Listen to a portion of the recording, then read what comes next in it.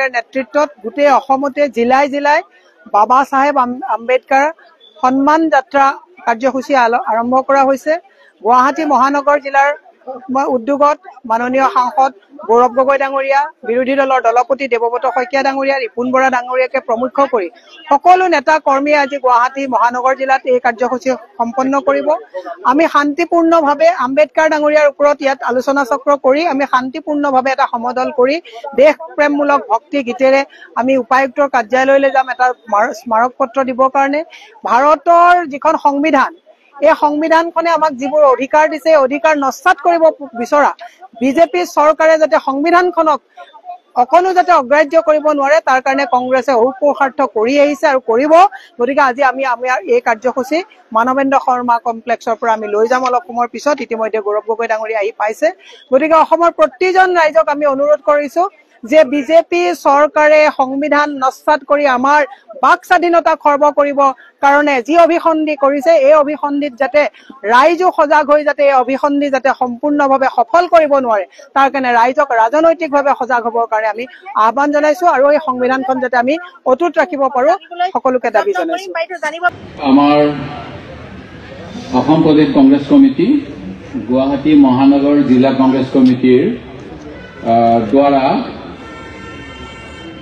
ভীমৰাও আম্বেদকাৰ সন্মান যাত্ৰা উপলক্ষে আজি মানৱেন্দ্ৰ শৰ্মা কংগ্ৰেছ চৌহদত অনুষ্ঠিত সভাত উপস্থিত আমাৰ মুখ্য অতিথি লোকসভাৰ বিৰোধী দলৰ উপদলপতি যোৰহাটৰ সাংসদ গৌৰৱ গগৈ ডাঙৰীয়া, নিখিল ভাৰত কংগ্ৰেছ কমিটিৰ অসমৰ অন্যতম সম্পাদক মনোজ চৌহান ডাঙৰীয়া, জিলা কংগ্ৰেছৰ সভাপতি গোপাল শৰ্মা ডাঙৰীয়া, আমাৰ মাজত উপস্থিত প্ৰাক্তন সাংসদ বলিন কলি ডাঙৰীয়া, ৰিপুণ বৰা ডাঙৰীয়া, আমাৰ দলৰ চিফ হুইপ ৱাজেদ আলী চৌধুৰী ডাঙৰীয়া, মহিলা কংগ্ৰেছৰ সভানেত্ৰী ডাঙৰীয়ানী, যুৱক কংগ্ৰেছ NSYৰ প্ৰতিনিধিসকল, আমাৰ বিধায়ক ৰচিদ মণ্ডল ডাঙৰীয়া,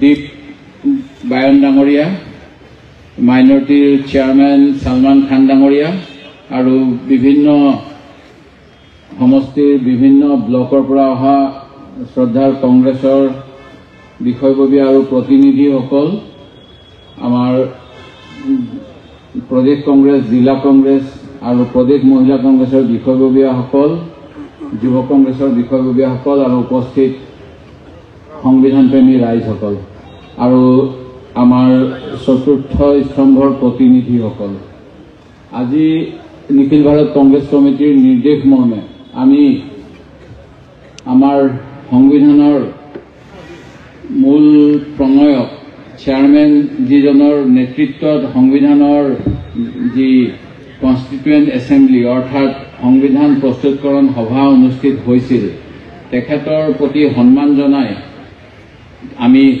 কাৰ্যসূচী গ্ৰহণ কৰিছোঁ। আৰু এই কাৰ্যসূচী লোৱাৰ মূল উদ্দেশ্যই হ'ল যে দেশৰ ৭৫ বছৰ হ'ল আমাৰ সংবিধান গৃহীত হোৱাৰ আৰু আমাৰ কংগ্ৰেছ দলৰ নেতা মল্লিকাৰ্জুন খৰ্গে ডাঙৰীয়া, ছোনিয়া গান্ধী ডাঙৰীয়ানী, ৰাহুল গান্ধী ডাঙৰীয়া আৰু কংগ্ৰেছৰ সাংসদসকলে আমাৰ ৭৫ বছৰ সংবিধানখন কেনেধৰণেৰে আমাৰ দেশত ৰূপায়ণ হৈছে এই বিষয়ত এটা আলোচনা বিচাৰিছিল দিল্লীত যোৱা এমাহ ধৰি হৈ থকা লোকসভা আৰু ৰাজ্যসভাত। আৰু এই আলোচনা শাসক পক্ষ বিজেপি দলে দিব বিচৰা নাছিল আৰু বিভিন্ন প্ৰতিবাদৰ অন্তত যি প্ৰতিবাদসমূহত আমাৰ অসমৰ প্ৰতিনিধি গৌৰৱ গগৈ ডাঙৰীয়া আৰু অন্যান্যসকলে বিশেষ ভূমিকা লৈছিল, তাৰপিছত দুদিনীয়াকৈ এটা আলোচনা দিয়া হৈছিল। আৰু এই আলোচনাত দেশৰ গৃহমন্ত্ৰী অমিত শ্বাহ ডাঙৰীয়াই আমাৰ বিশেষকৈ বিৰোধী দলৰ সাংসদসকলক আপোনালোকে কিয় অকল আম্বেদকাৰ আম্বেদকাৰ আম্বেদকাৰ আম্বেদকাৰ আম্বেদকাৰ কৈ থাকে, আপোনালোকে যদি ভগৱানৰ নাম লয় এনেকৈ তেতিয়াহ'লে ৭ পুৰুষলৈ আপোনালোকে ভগৱানক পাব, মুক্তি পাব বুলি এটা অতি তুলুঙা মন্তব্য কৰিছিল।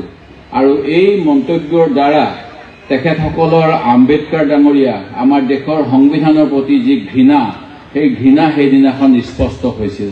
আৰু ইয়াৰ প্ৰতিবাদ কৰিবলৈ আমি আজি ইয়াত সমবেত হৈছোঁ, কাৰণ যিখন সংবিধানে আমাৰ সকলোকে স্বাধীন ভাৰতৰ নাগৰিক হিচাপে আজি মূৰ তুলি থাকিবলৈ এক অধিকাৰ দিছে, যি অধিকাৰ ব্ৰিটিছৰ সময়ত আমি পোৱা নাছিলোঁ, আৰু যি অধিকাৰ আমাৰ দেশৰ নাগৰিকক মহাত্মা গান্ধীৰ নেতৃত্বত ভাৰতীয় জাতীয় কংগ্ৰেছৰ সেই স্বাধীনতা সেনানীসকলে আমাৰ দেশৰ জনগণৰ কথা চিন্তা কৰি দিছিল, সেই স্বাধীনতা সেনানী, সেই আমাৰ কংগ্ৰেছ দল আৰু সেই সংবিধানখন যাৰ কাৰণে সম্ভৱ হৈছিল, কাৰণ কংগ্ৰেছ তেতিয়া ক্ষমতাত আছিল আৰু কংগ্ৰেছে এনেকুৱা সংবিধান নালাগে বুলি ক'ব পাৰিলে হয়, যি সংবিধানত আমি গণতান্ত্ৰিকভাৱে বহুদলীয় প্ৰথা গ্ৰহণ কৰিছোঁ। আমি গণতান্ত্ৰিকভাৱে 5 বছৰৰ মূৰে মূৰে ভোটদানৰ যোগেদি ৰাইজকে ৰজা বুলি ক'বলৈ আজি সাহস কৰোঁ, আৰু 5 বছৰ মূৰে মূৰে চৰকাৰ বদলি কৰিব পৰাৰ ক্ষমতাও ৰাইজক দিছোঁ। কিন্তু এইবাৰৰ নিৰ্বাচনত আমি সকলোৱে জানো যে অবকা বাৰ 400 পাৰ বুলি মোদী ডাঙৰীয়া আৰু তেখেতৰ সাংগুপাংগু আৰু আমাৰ ৰাজ্যৰ নেতাসকলেও ঘোষণা কৰিছিল। আৰু ইয়াৰ যোগেদি তেখেতসকলৰ এটা বহুদিনীয়া সপোন, যি সপোন 1925 চনৰ পৰা আৰম্ভ কৰি এতিয়ালৈকে তেওঁলোকে 100 বছৰ ধৰি সপোন এটা ৰচনা কৰি অলিক কল্পনা কৰি আছে যে আমাৰ দেশখনৰ তেওঁলোকে বিচৰা সংবিধান দিব, যিটো ভাৰতৰ সংবিধান সভাই নাকচ কৰিলে, যিটো ভাৰতৰ গণতন্ত্ৰই নাকচ কৰিলে, সেই সংবিধানৰ স্বপ্নত বিভোৰৈ তেখেতসকলে আমাৰ সংবিধান প্ৰণেতাক এনেকৈ অপমান কৰিলে। এই কথাখিনি এইকাৰণেই পাতনি মেলিব লগা হৈছে, কাৰণ আমাৰ দেশৰ যিজনক আমি বাবা চাহেব আম্বেদকাৰ, তেখেতক এছাম লোকে নিশ্চিতভাৱে ভগৱানতকৈ কম বুলি কেতিয়াও ভাবিব নোৱাৰে। কাৰণ 14 এপ্ৰিল 1891 চনত জন্ম হোৱা এই বাবা চাহেব আম্বেদকাৰ অতি বিশিষ্ট এজন সমাজ সুধাৰক আছিল, আইনজ্ঞ আছিল, যিজনে কলম্বিয়া ইউনিভাৰ্চিটিৰ পৰা মাষ্টাৰ ডিগ্ৰী লৈছিল, এলফিষ্টন কলেজৰ পৰা ডিগ্ৰী লৈছিল, আৰু লণ্ডনৰ লণ্ডন স্কুল অৱ ইকনমিক্সৰ পৰা অৰ্থনীতি বিষয়ত জ্ঞান আৰোহণ কৰাৰ পিছত লণ্ডনৰ গ্ৰেজ ইনৰ পৰা তেখেতে বেৰিষ্টাৰ এট ল হিচাপে প্ৰতিষ্ঠিত কৰিবলৈ সক্ষম হৈছিল। আৰু এইখিনি হোৱাৰ পিছতো সেই সময়ৰ যি সমাজ ব্যৱস্থা তেখেতক উপেক্ষিত কৰা হৈছিল, আৰু সেইকাৰণেই তেখেতে 1927 চনত যাতে দলিত শ্ৰেণীয়ে এটা কুঁৱাৰ পানী খাব পাৰে, তাৰ বাবে কুঁৱাৰ পানী সকলো মানুহকে খোৱাৰ ব্যৱস্থা কৰিবলৈ আন্দোলন কৰিব লগা ব্যৱস্থা হৈছিল।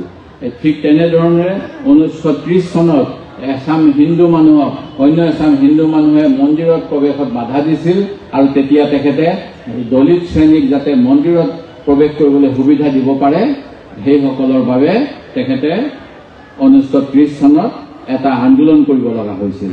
আৰু 1911 চনৰ সেন্সাছৰ পিছত যেতিয়া কাষ্ট ছিষ্টেম অৰ্থাৎ SC ST জাতীয় ব্যৱস্থাবিলাক আমাৰ সেই সময়ৰ ব্ৰিটিছ চৰকাৰে প্ৰৱৰ্তন কৰিছিল, তাৰ পৰৱৰ্তী সময়তো কিন্তু সমাজৰ এছাম শ্ৰেণীক সেই সময়ৰ বিভিন্ন মানুহে অতি ঘৃণনীয় ব্যৱহাৰ কৰিছিল, আৰু এই সকলোখিনি ৰুল পেলাই আমাৰ দেশৰ সংবিধানখন তেখেতে ৰচনা কৰি উলিয়াইছিল।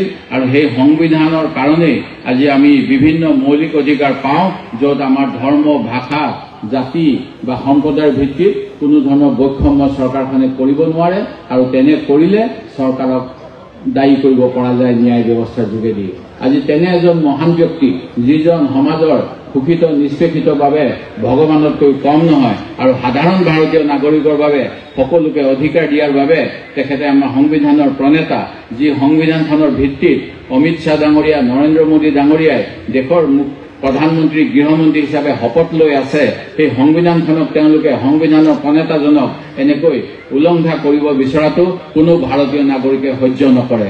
যেনেকৈ 1921 চনত সেই সময়ত সাভাৰকাৰ ডাঙৰীয়াই কৈছিল যে পণ্ডিত জৱাহৰলাল নেহৰু আৰু কংগ্ৰেছে ভাৰতৰ জনগণক প্ৰতিনিধিত্ব নকৰে, হিন্দু সভা বা অন্যসকলেহে ভাৰতৰ জনগণক প্ৰতিনিধিত্ব কৰে, আৰু তেখেতসকলে জাৰ্মানী, হিটলাৰৰ জাৰ্মানী অথবা মুছলিনী, ইটালীৰ লগত ভাৰতবৰ্ষ একে ব্যৱস্থা এটা বিচাৰে।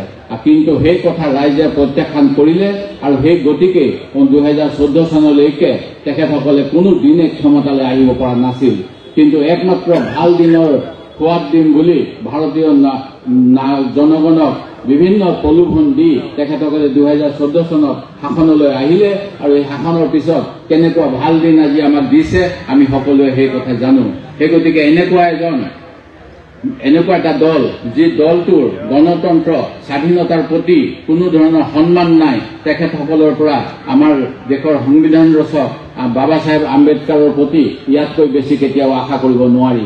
কিন্তু এই কথা আমি কেতিয়াও সহ্য নকৰোঁ আৰু সেই গতিকে আমি প্ৰধানমন্ত্ৰী ডাঙৰীয়াই যাতে নৰেন্দ্ৰ মোদী ডাঙৰীয়াই অমিত শ্বাহক বৰখাস্ত কৰে তাৰ বাবে আমি আজি এখন স্মাৰকপত্ৰ প্ৰেৰণ কৰাৰ কথা আৰু আমি এটা শান্তি সমদল উলিওৱাৰ কথা আছিল। কিন্তু এইখিনি কথা অসমৰ আৰক্ষী প্ৰশাসনে আমাক বাধা দিছে, কিন্তু তেওঁলোকে দুদিন আগতে বিজেপি দলক অনুমতি দিছে এনেধৰণৰ সমদল উলিয়াবলৈ। এনেকুৱা ধৰণৰ পক্ষপাতমূলক ব্যৱস্থা অসম আৰক্ষীয়ে, যি আৰক্ষীক আমাৰ অসমৰ জনগণে তেওঁলোকৰ কৰ কাটল, তেওঁলোকৰ যিবিলাক ফাইন, যিবিলাক অতিৰিক্ত স্মাৰ্ট মিটাৰৰ মাচুল তাৰ যোগেদি পুহি ৰাখিছোঁ, তাৰ পৰা তেখেতসকলৰ পৰা এনেকুৱা আচৰণ আমি কেতিয়াও আশা কৰিব নোৱাৰোঁ। আৰু এইবিলাক একমাত্ৰ ৰাজনৈতিক নেতাসকলৰ বহতীয়া হিচাপে কৰিছে। সংবিধান উলংঘাৰ আৰু বিভিন্ন উদাহৰণ অসমতো চলি আছে। সেই গতিকে আগন্তুক সময়ত আমি ইয়াৰ বাবে আৰু আমাৰ আন্দোলন তীব্ৰ কৰিব লাগিব। মাননীয় মুখ্যমন্ত্ৰী তৰুণ গগৈৰ সময়ত জনতা ভৱনৰ পূব দিশৰ প্ৰৱেশদ্বাৰত বাবা চাহেবৰ এটা ব্ৰঞ্জৰ প্ৰতিমূৰ্তি স্থাপন কৰা হৈছিল। কিন্তু এই চৰকাৰখনে আমাৰ আম্বেদকাৰ সংবিধানক ইমানেই ঘৃণা কৰে, ইমানেই ভয় কৰে, আজি সেই মূৰ্তিৰ সন্মুখত এখন সুউচ্চ দেৱাল দিছে, যাৰ বাবে আমি আজি তেখেতক শ্ৰদ্ধাঞ্জলি জনোৱাৰ পৰা বঞ্চিত হৈছোঁ। এই চৰকাৰখনৰ এই অপশাসন, কুশাসন আৰু সংবিধান বিৰোধী কামবোৰৰ বিৰুদ্ধে আমি আগবাঢ়ি আহিব লাগিব, প্ৰতিবাদ কৰিব লাগিব। আৰু এইখিনি আমি কংগ্ৰেছৰ নেতৃত্বত আমি আমাৰ নেতা মল্লিকাৰ্জুন খৰ্গে ডাঙৰীয়া, সোনিয়া গান্ধী, ৰাহুল গান্ধীৰ নেতৃত্বত আগলৈ কৰি যাম। আৰু আজি আমি এনেধৰণেৰে আজি এই ডিচেম্বৰ মাহৰ আজি এনেকুৱা এটা দিনত দিছপুৰত আমি যি কাৰ্যসূচী লৈছিলোঁ, ইয়াৰ অনুমতি নিদিয়াটো দুৰ্ভাগ্যজনক। কিন্তু আমি নিশ্চিতভাৱে আমি ঘৰে ঘৰে সকলো মানুহকে আমাৰ কংগ্ৰেছৰ আদৰ্শ, সংবিধানৰ আদৰ্শ আৰু বিজেপি দলৰ সংবিধানখন ধ্বংস কৰাৰ যি অপচেষ্টা, এই কথাবিলাক ক'ব লাগিব। আৰু এই কথাবিলাকৰ যোগেদি দেশত যাতে মৰ্যাদা থাকে, সকলো নাগৰিকৰ সংবিধান ৰক্ষা হয়, তাৰ বাবে যি কৰিব লাগে আমি কৰিব লাগিব। এইখিনি কৰিম বুলি আমি সকলোৱে দৃঢ় সংকল্প ল'ম, এই আশা কৰি মই মোৰ বক্তব্য সামৰিছোঁ। জয় হিন্দ, ভাৰতীয় জাতীয় কংগ্ৰেছ জিন্দাবাদ, বাবা চাহেব আম্বেদকাৰ অমৰ ৰহে, আমাৰ সংবিধান ৰক্ষা হওক। ধন্যবাদ। জৰিয়তে ৰাষ্ট্ৰপতিলৈ পঠিয়াম। আৰু স্মাৰকপত্ৰৰ মূল বিষয় হৈছে যে আমি দেশৰ গৃহমন্ত্ৰী অমিত শ্বাহ ডাঙৰীয়া, যিজনে সংবিধান প্ৰণেতাজনক সন্মান কৰিবৰ কাৰণে নিশিকিলে, যিজনে সংবিধানক সন্মান কৰিব নিবিচাৰে, যিজনে সংবিধান প্ৰণেতা B.R. আম্বেদকাৰ ডাঙৰীয়াক সংসদৰ ভিতৰত অপমান কৰিছে, তেনেকুৱা এজন ব্যক্তি দেশৰ গৃহমন্ত্ৰী হৈ থকাটো কেৱল দুৰ্ভাগ্যই নহয়, এটা ভয়ংকৰ ঘটনা বুলি পেলাই আমি ভাবোঁ। আৰু সেইকাৰণে আমি আজি গোটেই দেশতে আৰু অসমত আমি জিলাই জিলাই অমিত শ্বাহ ডাঙৰীয়াৰ পদত্যাগ বিচাৰি আমি B.R. আম্বেদকাৰ ডাঙৰীয়াৰ সন্মান যাত্ৰা কৰিব বিচাৰিছোঁ।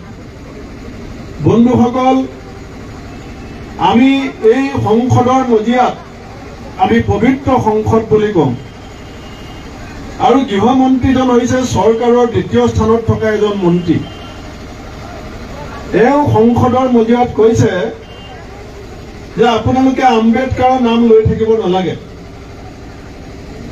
আম্বেদকাৰৰ নাম লৈ থাকিলে স্বৰ্গত জেগা নেপাব। তাৰ মানে আওপকীয়াকে কি কৈছে যে আম্বেদকাৰৰ নাম যদি আপোনালোকে লৈ থাকে নৰকত যাব লাগিব।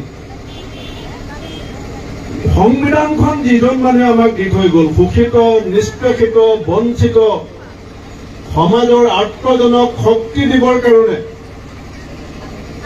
বিভিন্ন জাতি, বৰ্ণ, ধৰ্ম, উপজাতিৰে পৰিপূৰ্ণ আমাৰ দেশৰ সকলোৰে মাজত সম্প্ৰীতি আৰু ভাতৃত্ববোধ গঢ়িবৰ কাৰণে 192খন দেশৰ সংবিধান অধ্যয়ন কৰি যিজন মানুহে দিনে নিশাই কষ্ট কৰি আমাক দেশৰ সংবিধান দি থৈ গ'ল, আৰু যিখন সংবিধানৰ উপদেশ পালন কৰি ভাৰতবৰ্ষ পৰিচালিত হোৱাৰ কাৰণে আজি বিশ্বৰ ভিতৰতে এখন সৰ্ববৃহৎ গণতন্ত্ৰ বুলি মানুহে ভাৰতক সন্মান কৰে সেই সংবিধানখনৰ প্ৰণেতাজনক অপমান কৰাটো কেতিয়াও সৰু কথা হ'ব নোৱাৰে আমি এই কাৰণে এই কথাটোৰ প্ৰতিবাদ কৰিছো কাৰণ আপোনালোকে জানে যে গণতন্ত্ৰত নিৰ্বাচিত এখন চৰকাৰক সংবিধানে কি মৰ্যাদা দিয়ে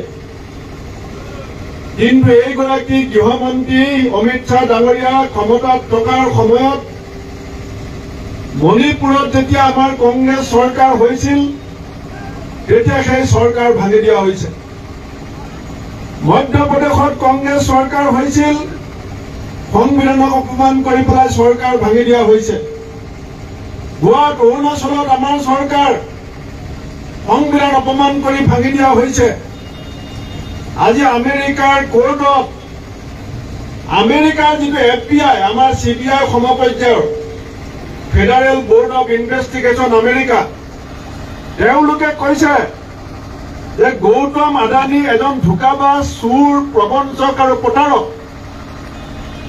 আমেৰিকাৰ কোৰ্টে গম পায় যে ভাৰতবৰ্ষৰ এজন বনিয়া উদ্যোগপতি গৌতম আদানী চোৰ ধোঁকাবাজ প্ৰবঞ্চক আৰু প্ৰতাৰক আৰু আমাৰ ভাৰতবৰ্ষৰ মানুহে কি বুলি গম পায় যে গৌতম আদানী হৈছে আমাৰ দেশৰ প্ৰধানমন্ত্ৰীৰ আটাইতকৈ বিশ্বস্ত বন্ধু আজি আমাৰ CBI গম নাপায় গৌতম আদানী চোৰ বুলি আমাৰ এনফোৰ্সমেন্ট ডাইৰেক্টৰে গম নাপায় SEBI গম নাপায় আমাৰ ভাৰতবৰ্ষত ED CBI SEBI পুলিচ এওঁলোকে কেৱল বিৰোধী নেতাবিলাকৰ ঘৰত সোমাব পাৰে আমেৰিকাৰ আদালতে আমেৰিকাৰ FBI যাক চোৰ ফট বুলি কৈছে তেওঁক ধৰিবলৈ সাহস কৰিব নোৱাৰে আৰু তেওঁক ধৰিবলৈ অনুমতিও তেওঁলোকে ল'ব নোৱাৰে ইয়াৰ অৰ্থ কি CBI এটা সংবিধান প্ৰদত্ত অনুষ্ঠান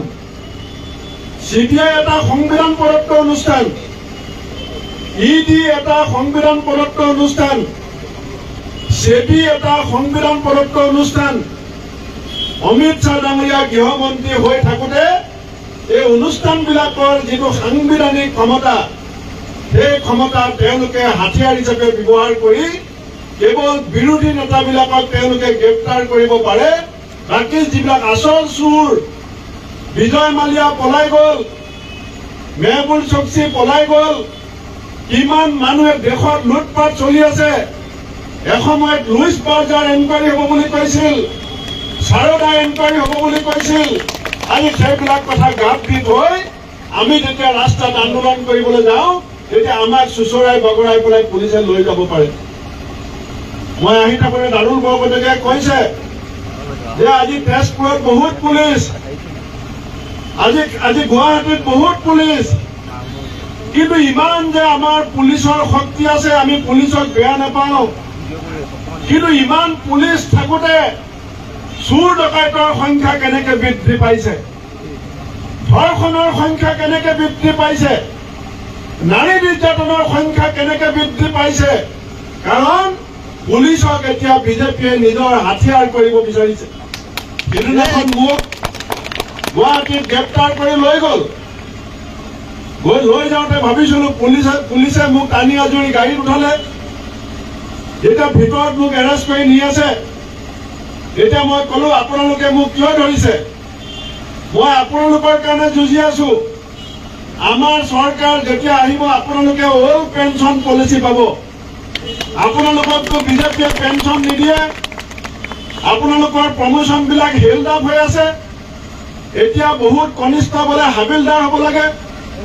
বহুত ASI SI হ'ব লাগে বহুত SI DSP হ'ব লাগে বহুত DSP এডিশনাল SP হ'ব লাগে এই প্ৰমোচনবিলাক বন্ধ হৈ আছে আমাৰ চৰকাৰ যেতিয়া আহিব আমি সব কৰ্মচাৰীক অল পেঞ্চন স্কিম দিম পুলিচকো দিম আৰু আমি আপোনালোকৰ প্ৰমোচনবিলাক ৰখাই নথওঁ আমাৰ চৰকাৰ আহিলে এখন দিনত প্ৰমোচন কৰি দিম তাৰপিছত লকাপৰ ভিতৰতে মোক 3 কাপ চাহ খুৱাইছে 3 কাপ চাহ খুৱাইছে বিস্কুট খুৱাইছে মিঠাই খুৱাইছে ইয়াৰ এই কথাটো মই এইকাৰণে কৈছো যে পুলিচৰ দেহাটোহে বিজেপিৰ ফালে আছে, মনটো অসম পুলিচৰ এতিয়া কংগ্ৰেছৰ লগত আছে।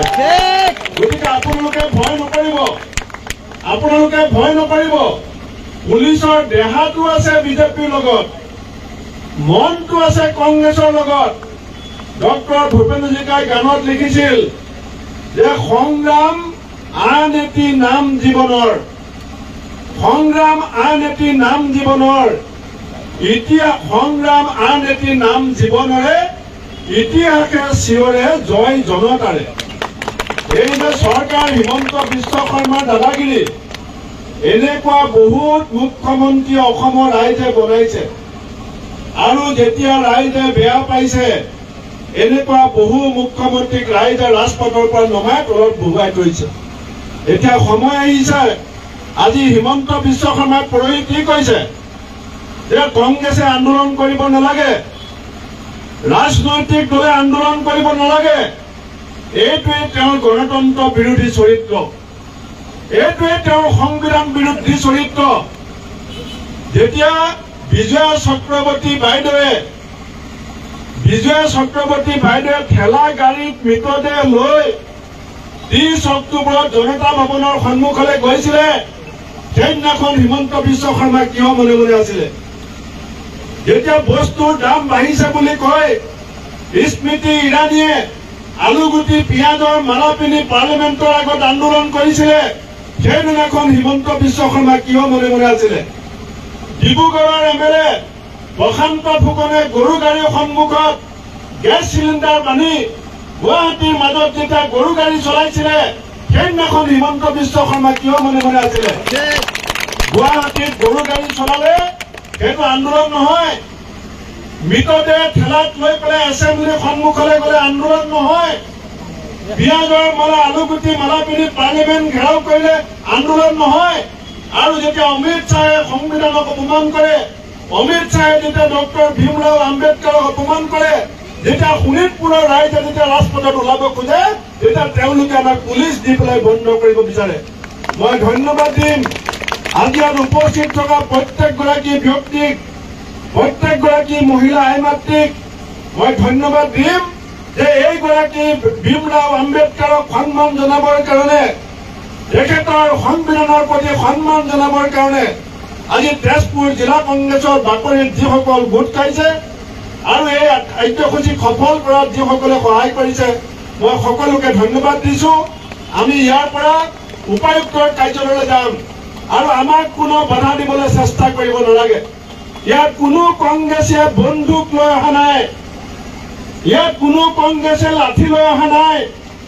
আমি শান্তিপূৰ্ণ সমদল কৰিব বিচাৰিছো। যদি গতিৰোধ যদি কোনোবাই গঢ়িব বিচাৰে, গতি কিন্তু আমাৰ বেছি দুৰ্বাৰ হ'ব, এই কথা মই যদি আপোনালোকে স্পীড ব্ৰেকাৰ দিব বিচাৰে, আমাৰ কংগ্ৰেছৰ কিন্তু স্পীড নকমে, স্পীড বাঢ়িব। আমি সংঘাত বিচৰা নাই, আমি সমাধান বিচাৰিছো। আমি অমিত শ্বাহ ডাঙৰীয়াৰ ৰাজহুৱাকে ক্ষমা খোজাটো বিচাৰিছো। দেশৰ গৃহমন্ত্ৰীয়ে সংবিধান অপমান কৰিব নোৱাৰে, দেশৰ গৃহমন্ত্ৰীয়ে BR আম্বেদকাৰক অপমান কৰা আমি সহ্য কৰিব নোৱাৰো। অমিত শ্বাহ ডাঙৰীয়াই ক্ষমা খোজক, আমি আমাৰ আন্দোলন প্ৰত্যাহাৰ কৰিম। আৰু যেতিয়ালৈকে ক্ষমা নুখুজিব, যেতিয়ালৈকে গৃহমন্ত্ৰীৰ পৰা পদত্যাগ নকৰিব, কংগ্ৰেছৰ আন্দোলন আৰু দুগুণ বৃদ্ধি পাব।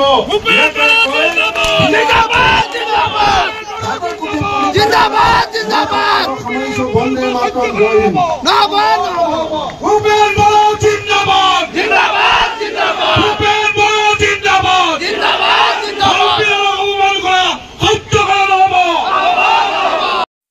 বাবা সাহেব আম্বেদকাৰ সন্মান যাত্ৰা এই অনুষ্ঠানত উপস্থিত থকা বিধায়িনী দলৰ দলপতি মাননীয় দেৱব্ৰত শইকীয়া ডাঙৰীয়া, AICC সম্পাদক মনোজ চৌহান ডাঙৰীয়া, উপস্থিত থকা জিলা কংগ্ৰেছৰ সভাপতি গোপাল শৰ্মা ডাঙৰীয়া, প্ৰাক্তন সাংসদ বলিন কুলি ডাঙৰীয়া, ৰিপুণ বৰা ডাঙৰীয়া, উপস্থিত থকা আমাৰ বিধায়ক আব্দুল ৰছিদ মণ্ডল ডাঙৰীয়া, অলপ সময় আগত আমালোকৰ মাজত উপস্থিত থকা আমাৰ ৰাজীৱ চৌধুৰী ডাঙৰীয়া, মঞ্চত উপস্থিত থকা প্ৰাক্তন মন্ত্ৰী প্ৰণতি ফুকন বাইদেউ, মঞ্চত উপস্থিত থকা প্ৰদেশ কংগ্ৰেছৰ সাধাৰণ সম্পাদক ৰমনা বৰুৱা ডাঙৰীয়া, বিপুল গগৈ ডাঙৰীয়া, উপস্থিত থকা বেদব্ৰত বৰা ডাঙৰীয়া, উপস্থিত থকা আমাৰ মহিলা কংগ্ৰেছৰ সভানেত্ৰী মীৰা বৰঠাকুৰ ডাঙৰীয়ানী, মঞ্চত উপস্থিত থকা বিশিষ্ট ব্যক্তিসকল, ইয়াত উপস্থিত থকা আমাৰ বিভিন্ন আমাৰ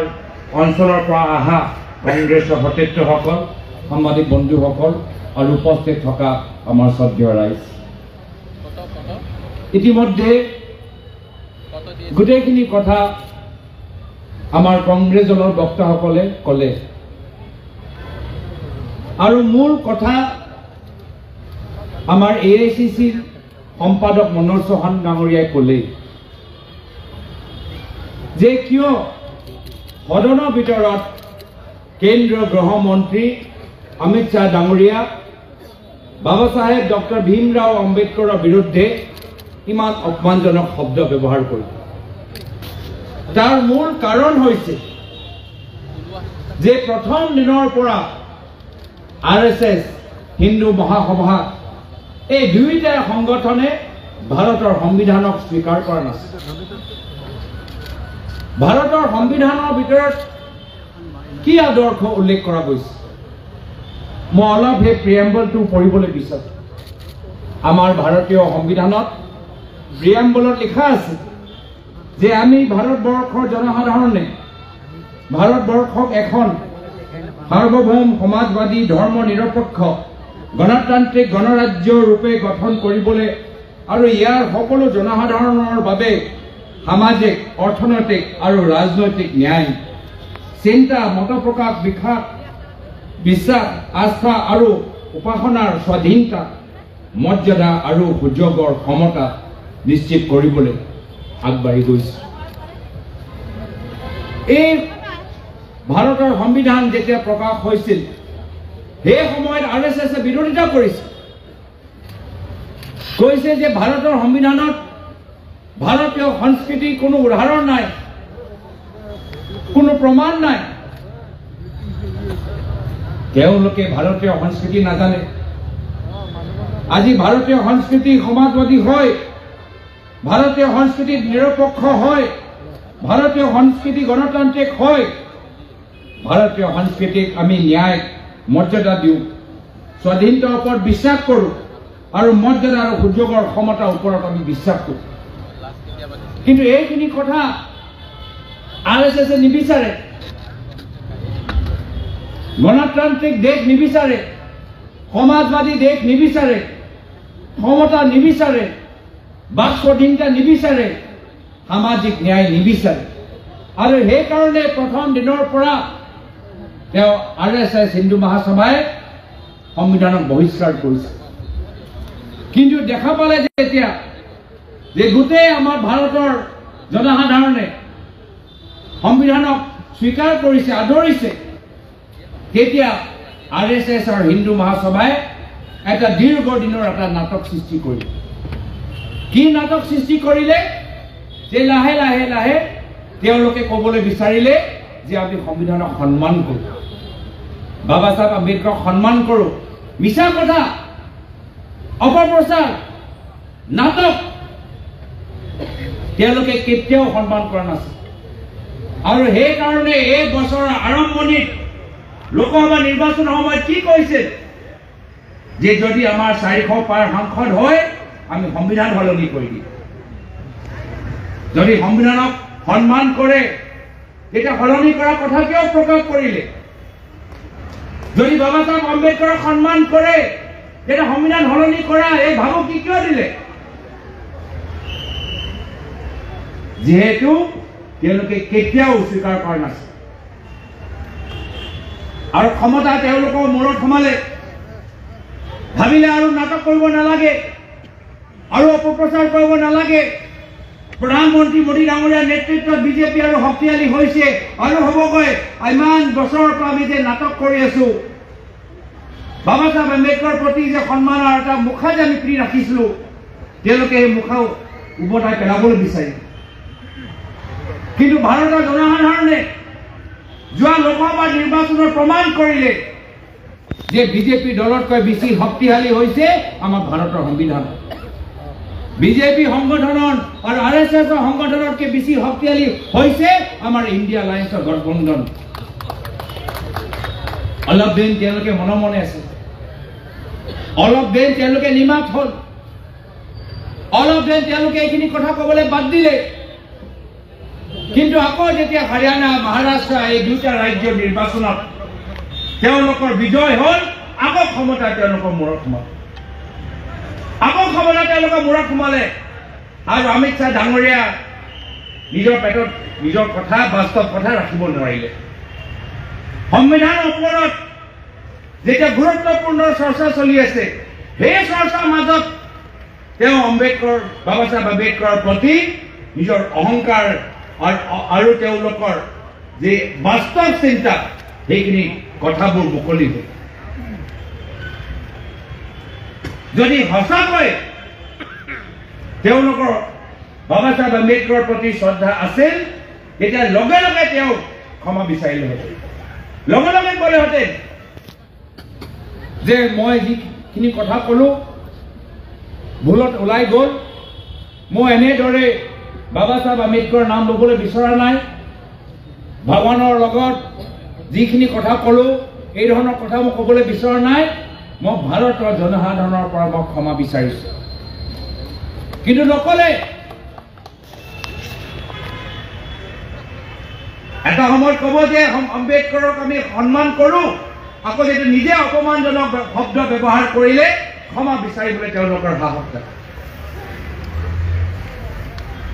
আৰু আটাইতকৈ দুৰ্ভাগ্যজনক কথা যে প্ৰধানমন্ত্ৰী মোদী ডাঙৰীয়া ভোটৰ কাৰণে কিমান তেওঁলোকে বেলেগ বেলেগ নাটক কৰে। আমি দেখিছিলো যে প্ৰধানমন্ত্ৰী মোদী ডাঙৰীয়া সদনৰ ভিতৰত সোমাব, সংবিধানটো এনেকে ল'ব আৰু এনেকে পিছত কৰিব। দেখিছো নে নাই দেখা? দেখিছো। কিন্তু যেতিয়া অমিত শ্বাহ ডাঙৰীয়া আমাৰ ভাৰতীয় সংবিধানৰ মূল অভিভাৱক আম্বেদকাৰ চাহাবক যেতিয়া অপমান কৰিলে, তেতিয়া মোদী ডাঙৰীয়া অমিত শ্বাহ ডাঙৰীয়াক সমৰ্থন জ্ঞাপন কৰিলে। সেইটো এটা নাটক। প্ৰধানমন্ত্ৰী মোদী ডাঙৰীয়াক ক'ব লাগিছিল যে মই ইমান ফটো তুলিছো, ভাৰতৰ সংবিধানৰ লগত মই ফটো তুলিছো, অমিত শ্বাহ ডাঙৰীয়া আপোনালোকৰ পৰা ভুল হৈছে, জনসাধাৰণে ভাল পোৱা নাই, আপুনি ক্ষমা বিচাৰক। এইটো নিৰ্দেশ প্ৰধানমন্ত্ৰী মোদী ডাঙৰীয়া নিদিলে। তো সেইটোৱে প্ৰমাণ যে এই দুইজনে RSSৰ প্ৰচাৰক দৰে ভাৰতৰ সংবিধানক সন্মান নকৰে। আৰু দুৰ্ভাগ্যজনক কথা, আজি য'ত আমি আম্বেদকাৰ সন্মান যাত্ৰা আৰম্ভ কৰিবলৈ বিচাৰিছো, আমাৰ অসমৰ মুখ্যমন্ত্ৰী অমিত শ্বাহ ডাঙৰীয়াক ভাল পোৱাৰ কাৰণে আমালোকক বাধা দিবলৈ চেষ্টা কৰিছে। পাহৰি পাইছে যদি ডক্টৰ বাবা চাহেব আম্বেদকাৰ নাথাকিলেহেঁতেন, যদি সংবিধান নাথাকিলেহেঁতেন, তেতিয়া নৰেন্দ্ৰ মোদী ডাঙৰীয়া ভাৰতৰ প্ৰধানমন্ত্ৰী হ'ব নোৱাৰিলেহেঁতেন, তেতিয়া অমিত শ্বাহ ডাঙৰীয়া ভাৰতৰ গৃহমন্ত্ৰী হ'ব নোৱাৰিলেহেঁতেন, তেতিয়া হিমন্ত বিশ্ব শৰ্মা ডাঙৰীয়া অসমৰ মুখ্যমন্ত্ৰী হ'ব নোৱাৰিলেহেঁতেন। আজি যে মৰ্যাদা পাইছে, ক্ষমতা পাইছে, লোকতান্ত্ৰিক গণৰাজ্যৰ এটা যে আমি এটা বাতাবৰণ পাইছো, তাৰ মূল কাৰণ হৈছে ভাৰতৰ সংবিধান আৰু ভাৰতৰ সংবিধানৰ আমাৰ মূল অভিভাৱক ডক্টৰ বাবা চাহেব আম্বেদকাৰ। আৰু সেইকাৰণে মই সকলোকে আহ্বান জনাইছো যে আজি এই যাত্ৰা মাত্ৰ আৰম্ভণি, আজি এই যাত্ৰা মাত্ৰ গুৱাহাটী দিছপুৰলৈকে সীমিত থাকিব নালাগে। আমাৰ বিভিন্ন অঞ্চলৰ পৰা মানুহবোৰ আহিছে। আজি যিখিনি কথা আমাৰ ওপৰৰ বক্তাসকলে ক'লে, মই বিচাৰো যে আপোনালোকে আগন্তুক দিনত এইখিনি কথা গাঁৱে গাঁৱে লৈ যাওক, ৰাস্তাই চুকে কোণে লৈ যাওক, যে যদি আমাৰ ভাৰতৰ সংবিধান সুৰক্ষিত থকাটো বিচাৰো, যদি ভাৰত এটা লোকতান্ত্ৰিক গণৰাজ্যৰ দেশ হিচাপে আমি ধৰি ৰাখিবলৈ বিচাৰো, তেতিয়া বিজেপি দলটোক পৰাজিত কৰিব লাগিব আৰু ইণ্ডিয়া এলায়েন্সৰ কংগ্ৰেছ দলটো শক্তিশালী কৰিব লাগিব। মই ধন্যবাদ জ্ঞাপন কৰিছো আজি ৰাহুল গান্ধী ডাঙৰীয়া এই বছৰ আৰম্ভণিত যেতিয়া মণিপুৰৰ পৰা মুম্বাইলৈকে যেতিয়া যাত্ৰা কৰিলে, ভাৰত জোড়ো ন্যায় যাত্ৰা, এই সংবিধানটো আমি যে সুৰক্ষিত কৰি ৰাখিব লাগে, ইয়াৰ দায়িত্ব আমাৰ সকলৰ এই কথাখিনি আমাক বুজালে যদি সেই সময়ত ৰাহুল ডাঙৰীয়া সেই যাত্ৰা নকৰিলেহেঁতেন যদি সেই সময়ত ৰাহুল ডাঙৰীয়া আমাৰ সংবিধানৰ গুৰুত্ব আমাক বুজাই নিদিলেহেঁতেন তেতিয়া আমি কেতিয়াও গম নাপালেহেঁতেন যে বিজেপি দলৰ ভিতৰত কি চলি আছে আজি আমি সকলোৱে যে সচেতন হৈছোঁ আমি সকলোৱে যে সজাগ হৈছোঁ তাৰ মূল কাৰণ হৈছে যে ৰাহুল ডাঙৰীয়া এই বছৰ আৰম্ভণিত মণিপুৰ বা মুম্বাই ভাৰত জোড়ো ন্যায় যাত্ৰাৰ জৰিয়তে আমাৰ সংবিধানৰ মূল্য পুনৰবাৰ আধুনিক ভাৰতৰ ভিতৰত নতুন আশা আমাৰ ডেকা ভাৰতক আমাক বুজাই দিছে আৰু সেইকাৰণে এই যাত্ৰা আমাক অব্যাহত ধৰি ৰাখিব লাগিব মই আজি বিশেষ দীঘলে ক'বলৈ বিচৰা নাই কিন্তু আমি গম পাই গৈছোঁ যে আজি মুখ্যমন্ত্ৰী যুক্তিহীন কথা ক'বলৈ আৰম্ভ হৈ গৈছে কেতিয়াবা ক'ব ৰাজনৈতিক দলে আন্দোলন নকৰে পিছদিনা আকৌ তেওঁলোকৰ দলে আন্দোলন কৰে আকৌ মিডিয়া তেওঁলোকৰ ওচৰত যাব মামা আন্দোলনটো আপোনাৰ দলে কৰিলে তেতিয়া মামাই কয় নহয় নহয় আন্দোলন কৰিব নোৱাৰে সমদল কৰিব পাৰে এটা আজিতো আমি সমদল কৰিবলৈ ওলাইছো আজি কি আজি আকৌ সাংবাদিকসকলে তেওঁৰ ওচৰত যাব আকৌ তেওঁ এই প্ৰশ্নৰ পৰা পলাবলৈ চেষ্টা কৰিব নতুন কিবা তৰ্ক নতুন কিবা যুক্তি দিব ভয় খাইছে দেখিছে বাতাবৰণ যে অসমৰ ভিতৰত সলনি হৈছে দেখিছে যে কংগ্ৰেছ দল দুৰ্বল নহয় কংগ্ৰেছ দল আৰু শক্তিশালী হৈছে দেখিছে আজি মানৱেন্দ্ৰ শৰ্মাৰ কমপ্লেক্সৰ ভিতৰত মানুহ আগতকে বিচাৰ আহিবলৈ আৰম্ভ কৰিছে দেখিছে যে আজি মহিলাসকল নৱপ্ৰজন্মৰ যুৱকসকল ওলাই আহিছে আৰু গম পাই গৈছে যে সমাজৰ প্ৰত্যেক বৰ্গ আজি হিমন্ত বিশ্ব শৰ্মা ডাঙৰীয়াৰ অপশাসনৰ বিৰুদ্ধে আজি হতাশ হৈ আজি তেওঁলোকে এটা নতুন সিদ্ধান্ত পৰৱৰ্তী বিধানসভা নিৰ্বাচনত কৰিবলৈ গৈ আছে আজি এই মঞ্চৰ পৰা মই প্ৰয়াত বিনুল ইছলাম দেৱক মই স্মৰণ কৰিছোঁ তেখেতৰ বিদেহী আত্মাৰ সদ্গতি লাভ কৰক মই কামনা কৰিছোঁ ধন্যবাদ জ্ঞাপন কৰিছোঁ যে নিখিল ভাৰত কংগ্ৰেছ কমিটিয়ে ৰাহুল গান্ধী ডাঙৰীয়াই মল্লিকাৰ্জুন খাৰ্গে ডাঙৰীয়াই এই পৰিয়ালৰ খবৰ লৈ লগে লগে 5 লাখ টকা এটা ডিমাণ্ড ড্ৰাফ্ট ইতিমধ্যে প্ৰেৰণ কৰিছে আমাৰ সকলৰ দায়িত্ব যে কংগ্ৰেছ দলৰ ভিতৰত যিমান আমাৰ শ্বহীদ বা যিসকলে পুলিচৰ লাঠিত গুলীচালনাত কান্দোন গেছত যি আহত হৈছে আমি সকলৰ আমি খবৰ ৰাখিব লাগিব মই ধন্যবাদ জ্ঞাপন কৰিছোঁ যে আজি তৃণমূল কংগ্ৰেছ কৰ্মীসকল আজি ভয় খোৱা নাই পুলিচৰ গুলীচালনাৰ পৰা ভয় খোৱা নাই আৰু যেতিয়া আমাৰ তৃণমূল কংগ্ৰেছ কৰ্মী ওলাই আহে বাঘ দৰে যদি আমি সংবিধানৰ সুৰক্ষা কৰিবলৈ আমি আগবাঢ়ি যাওঁ তেতিয়া পৰৱৰ্তী সময়ত অসমত ভাল দিন আহিব অসমত আমি পুনৰবাৰ আমি কংগ্ৰেছৰ নেতৃত্বত এটা চৰকাৰ মই সকলোকে বিনম্ৰভাৱে অনুৰোধ জনাইছোঁ যে আজি এটা সমদল তো সেইকাৰণে আজি আমি আইন শৃংখলা মানি আমি চলিম আজি আমাৰ দলৰ পৰা 5 গৰাকী নেতা পিছত জিলা উপায়ুক্তক এটা মেমোৰেণ্ডাম দিবগৈ আৰু এই মেমোৰেণ্ডামত স্পষ্ট লিখা আছে গৃহমন্ত্ৰী অমিত শ্বাহ ডাঙৰীয়া ক্ষমা বিচাৰক আৰু নিজৰ পদৰ পৰা পদত্যাগ কৰক আৰু যেতিয়ালৈকে তেওঁ পদত্যাগ নকৰে আমাৰ এই আন্দোলন চলি থাকিব আমি বাবা সাহেব আম্বেদকৰৰ প্ৰতি যে অপমান হ'ল সেই অপমানকে আমি সহ্য নকৰোঁ এইখিনি কথা কৈ মই ইয়াতে নিজৰ সমূহ দেখাৰ সামৰিছোঁ ধন্যবাদ জয় হিন্দ জয় অসম জয় ভীম জয় সংবিধান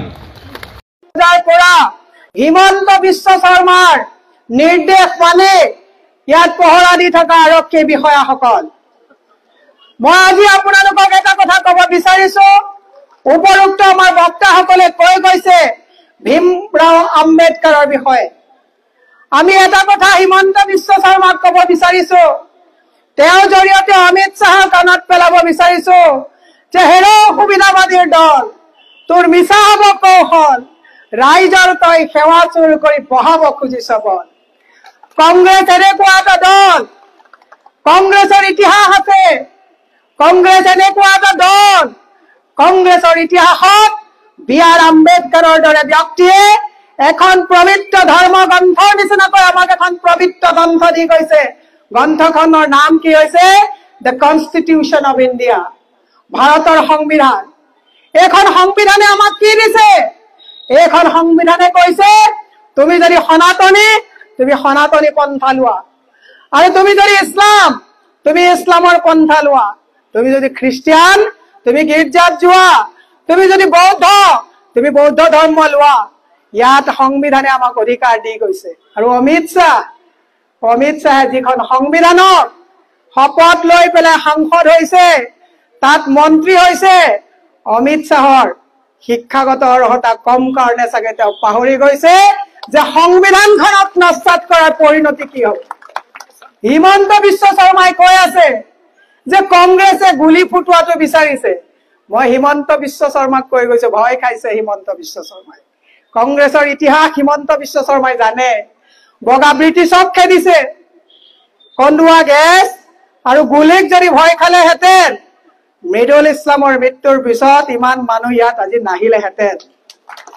হিমন্ত বিশ্ব শৰ্মাৰ পুলিচ বাহিনীক কৈছো, আমি খবৰ এটা পালো গৌৰৱ গগৈ ডাঙৰীয়াক হাউচ এৰেষ্ট কৰিব বিচাৰিছিলে, কিন্তু গৌৰৱ গগৈক যদি ভাবিছে হিমন্ত বিশ্ব শৰ্মাৰ নিচিনা থুনুকা ভয় খোৱা মানুহ, পুলিচেও ভয় ভাবিছে। দেৱব্ৰত শইকীয়াক যদি হাউচ এৰেষ্ট কৰিব বিচাৰিছিল, পুলিচেও ভাবিছে যে এইসকল হিতেশ্বৰ শইকীয়া, তৰুণ গগৈ ডাঙৰীয়াৰ আৰু তেওঁলোকে মাতৃৰ গৰ্ভত ইতিহাস শিকি আহিছে কংগ্ৰেছৰ, তেওঁলোকক হাউচ এৰেষ্ট কৰিব নোৱাৰে। মই সেইকাৰণে আজি মানৱেন্দ্ৰ শৰ্মা কমপ্লেক্সৰ পৰা অসমৰ প্ৰতিজন মানুহক আজি ক'ব বিচাৰিছো, এইটো কংগ্ৰেছৰ প্ৰতিবাদ নহয়, এইটো কোনো মানৱেন্দ্ৰ শৰ্মাত বহি থকা প্ৰতিবাদ নহয়। এইটো প্ৰতিবাদত যদি অসমৰ প্ৰতিজন জনতাই যদি অংশগ্ৰহণ যদি নকৰে, আন্তৰিকতাৰে যদি আপোনালোকে সংবিধানখনক যদি স্বীকাৰ নকৰে, এটা দিনত হিমন্ত বিশ্ব শৰ্মাৰ পুলিচে যেনেকে মৃদুল ইছলামৰ প্ৰাণ ললে, আপোনাৰ পুত্ৰৰো কিন্তু প্ৰাণ লবই সংবিধান নস্যাৎ কৰি। মই দীঘলীয়া নকৰো, এটা কথা আপোনালোকক ক'ব বিচাৰিছো, এদেও দুদেও লুটানিয়াৰ চেও, কিন্তু ইণ্ডিয়া এলায়েন্সত নৰেন্দ্ৰ মোদী বাহিনী সেই 400 সাংসদ জয় কৰাৰ যিটো সপোন নস্যাৎ কৰিলে, আৰু যদি 400 সাংসদ আনিব পাৰিলেহেঁতেন, সংবিধান সলনি কৰি এওঁলোকে এক দেশ এক দল আৰু তেওঁলোকৰ বিজেপি আৰু RSSৰ সংবিধান ইয়াত প্ৰতিষ্ঠা কৰিলেহেঁতেন, আৰু ৰাহুল গান্ধী ডাঙৰীয়া আৰু খাৰ্গেজীৰ নেতৃত্বত ইণ্ডিয়া এলায়েন্সে তাক নস্যাৎ কৰি তেওঁলোকক সংবিধানখন নস্যাৎ নকৰাৰ এটা পথ কংগ্ৰেছে সংকল্প কৰি ললে। মই সেইকাৰণে কৈছো, ৰাহুল গান্ধী ডাঙৰীয়াই কি কৈছে, ডৰে মত, কংগ্ৰেছৰ মানুহে যে ভয় খোৱা নাই, হিমন্ত বিশ্ব শৰ্মাৰ পুলিচ বাহিনীক কৈ গৈছো যে আপোনালোকৰ যি কন্দুৱা গেছ আৰু বুলেট, আপোনালোকে যদি হিমন্ত বিশ্ব শৰ্মাৰ জালত ভৰি দি অসমৰ মানুহৰ যদি প্ৰাণ ল'ব বিচাৰিছে, আপোনালোকে কিন্তু এটা কথা ভুল কৰিছে। এই পুলিচে হিমন্ত বিশ্ব শৰ্মাৰ কাৰো নহয়। ঐ পুলিচ, ঐ ডিচি বুলি কোৱা হিমন্ত বিশ্ব শৰ্মাই আজি কন্দুৱা গেছ দি লৈ ৰৈ থকা সকল পুলিচৰো কিন্তু নাকত ধৰি চাকত ঘূৰাই আপোনালোকক কেতিয়া ক'ত ট্ৰান্সফাৰ কৰি ক'ত এনকাউণ্টাৰ কৰি পেলাই দিব, এই কথা পুলিচেও চিন্তা কৰা ভাল। সেয়ে মই কৈছো, সংবিধান সুৰক্ষাৰ স্বাৰ্থত কংগ্ৰেছৰ ইতিহাস প্ৰত্যেকজন মানুহে পঢ়াৰ সময় সমাগত, আৰু হিমন্ত বিশ্ব শৰ্মাই 23টা বছৰ কংগ্ৰেছত যি লালন পালন হৈ শক্তিশালী হৈ গৈছে, হিমন্ত বিশ্ব শৰ্মাক কৈছো, পাপে পাপকো নেৰে, সংবিধান নস্যাৎ কৰি প্ৰতিবাদৰ ভাষাক নস্যাৎ কৰিব পৰা বিচৰা হিমন্ত বিশ্ব শৰ্মা বলিয়া হ'ব যদি সংবিধানক তেওঁ নস্যাৎ কৰে। এই সংবিধানে হিমন্ত বিশ্ব শৰ্মাকো সেই একে অধিকাৰ দিছে যে ৰাজ ধৰ্ম পালন কৰি ৰাইজৰ হৈ ৰাইজৰ হকে কাম কৰাৰ অধিকাৰ দিছে। সেয়ে মই আজি সকলোকে ধন্যবাদ দিছো যে ইমান আপোনালোকক প্ৰতিৰোধ কৰাৰ পাছতো ইয়াত সকলো মানুহ আছে। ভূপেন বৰা ডাঙৰীয়াৰ নেতৃত্বত জিলাই জিলাই যে প্ৰতিবাদ হৈছে, এই প্ৰতিবাদ অব্যাহত ৰাখিব। আমি পুলিচৰ বা হিমন্ত বিশ্ব শৰ্মাৰ ভয় ভীতিক নেওচি চাবি চলাই আমাৰ সংগ্ৰাম আমি লৈ যাব লাগিব। কাৰণ ধৰুৱা হিমন্ত বিশ্ব শৰ্মাই মই শুনিছো পৰ্তুগালত বোলে কোনোবাই ইয়াৰ ৰাজনৈতিক নেতাই তাতো চিটিজেনশ্বিপ লৈছে, অসম লৈ ইয়াত লুটি যেনেকে নৰেন্দ্ৰ মোদীয়ে কৈছিলে মে তো ফকিৰ হো বঢ়িয়া বুস্তৰ বাদ কে হম চলা যাওঁগি। আমাক ধাৰত থৈ হিমন্ত বিশ্ব শৰ্মাই সংবিধান নস্যাৎ কৰি তেওঁলোকো এদিন গুচি যাব। গতিকে থাকিব লাগিব আমি। গতিকে সকলোৱে ঐক্যবদ্ধ হৈ আমাৰ কংগ্ৰেছৰ হাত শক্তিশালী কৰি সংবিধান ৰক্ষা কৰিব বুলি আহ্বান জনাই মই সকলোকে পুনৰ ধন্যবাদ জনাই মোৰ বক্তব্য সামৰণি মাৰিছো। জয় ভীম, জয় ভীম, জয় ভীম। ধন্যবাদ।